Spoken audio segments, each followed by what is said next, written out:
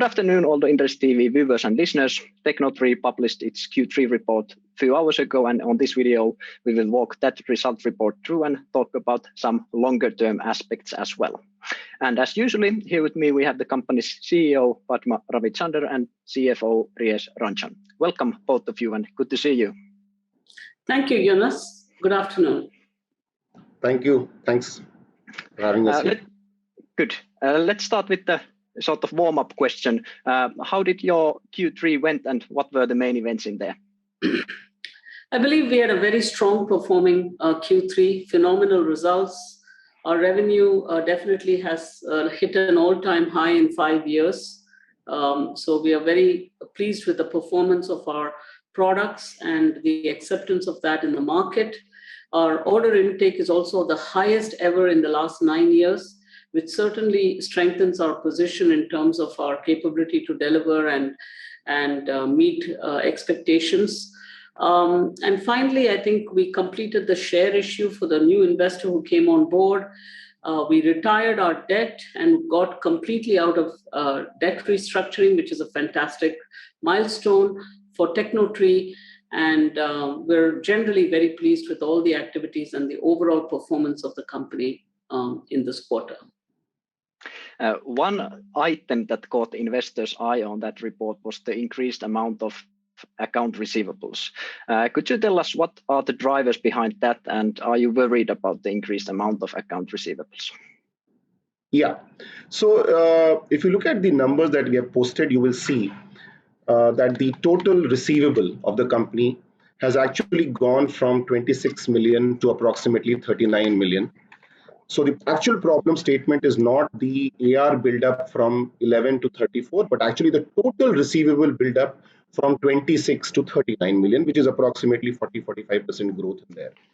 Right? So in order to understand this, you have to understand the context. So Tecnotree right now is very active in the MEA region, and our product is getting a lot of acceptance in the market from the new logos, new groups, largest groups are accepting the product. But at the same time, these discussions and these negotiations with other vendors also pitching in with their products is a competitive market. And obviously commercial negotiations happen. And as a part of commercial negotiations, we have to give some grounds. So certain grounds that are generally negotiated are whether you reduce your margin or you reduce your total revenue, so on and so forth, right? So of the many evils, we choose to go with giving a more favorable payment term to those customers, which indirectly means that we are making an investment in the working capital of the company, right?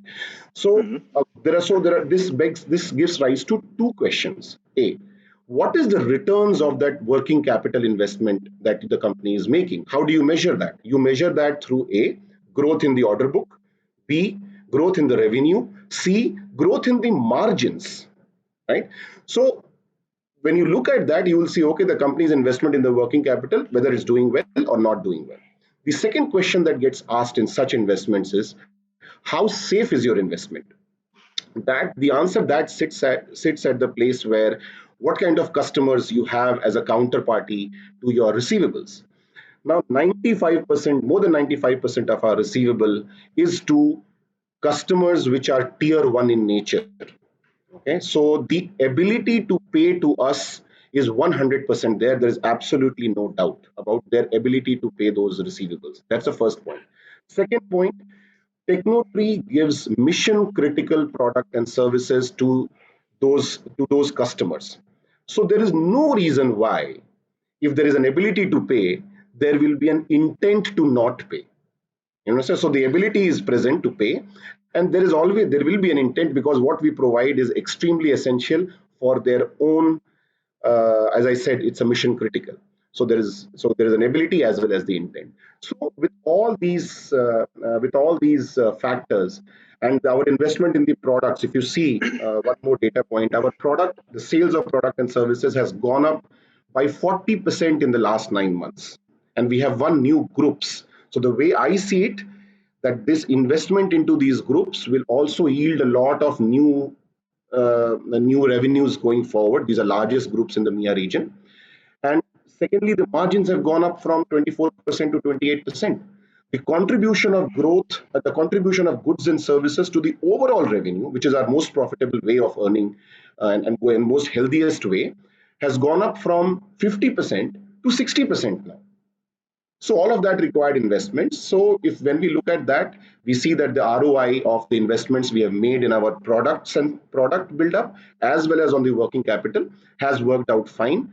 And we are very comfortable as far as the counterparties are concerned. So that would be the answer on the front. Great. You already mentioned the new customers win that you got during the Q3 and right after the end of it. Could you tell us a bit more what kind of these customers are and what are the longer term strategical initiatives that they offer to you? Yes. Basically, Joonas, we had a customer diversification strategy that we embarked on in 2020 with our new digital BSS suite. And we have nurtured and incubated some of these relationships over the last 12 to 18 months. And I'm really glad to see some of these tier one telcos choosing Tecnotree digital stack for their digital transformation and their 5G enablement going forward in into the new horizon of 2022. Being tier one telcos, they have several properties in their portfolio, very similar to the way we built our relationship and partnership with MTN. Many of these telcos have 12 to 14 properties in their portfolio, and the opportunity that we are incubating here has a very, very deep opportunity for building both horizontally and vertically the relationships with these operators. So it's a very strategic win for us, and we will nurture this relationship into a trusted advisor partnership going forward. Yeah. Last week, you also said that you had signed an exclusive technology partnership with Dubai Sports Council, which was about providing Tecnotree Moments platform. We haven't discussed about Moments, Tecnotree Moments previously. So could you tell us a little bit about that solution and what kind of value proposition it has? So if you look at the history of Tecnotree, we have built a capability over the last 4 decades in terms of becoming a very key partner for CSPs who want to transform their businesses into a digital play. So we have in our portfolio over 50 CSPs and over 1 billion subscribers that use our technology. So it is very, very integral to our future vision and strategy to become a technology player that will empower our CSPs and these subscribers to onboard into new, multi-experience capability ecosystems. So the win with Dubai Sports Council is very much an ecosystem and a geography play. It's a diversification, it's a new segment and a new win for us, very strategic in terms of how we believe sports and technology are going to be sort of converging in the future. We are already seeing that in all the big events, sport events that are coming out, how AR and VR are getting to be played. And we believe our multi-experience Moments platform becoming an integral part of how sports economy develops in Dubai makes Tecnotree Moments a very strategic relationship for this new segment. So we are excited about it, and we really believe it's chartering a new win and a new opportunity for us here. Sounds really interesting. What kind of earnings model Tecnotree Moments has?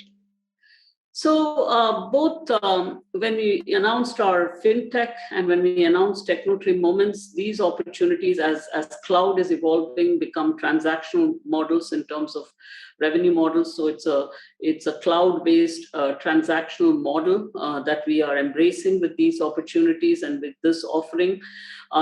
Currently, the strategy is to invest in these platforms to help test the products that we are bringing on the platform, as well as nurture the delivery of these platforms to Dubai Sports Council and other interested customers. So we are focused on that, and we are doing test marketing. And over the next couple of years, we will see that these platforms strengthen and our ecosystem play gets bigger and broader. Yeah, as you mentioned, for you, this DSC partnership is a first step outside the CSP or telecommunication vertical. Yes. Taking a longer perspective, where do you consider to be the most interesting or most attractive other verticals? The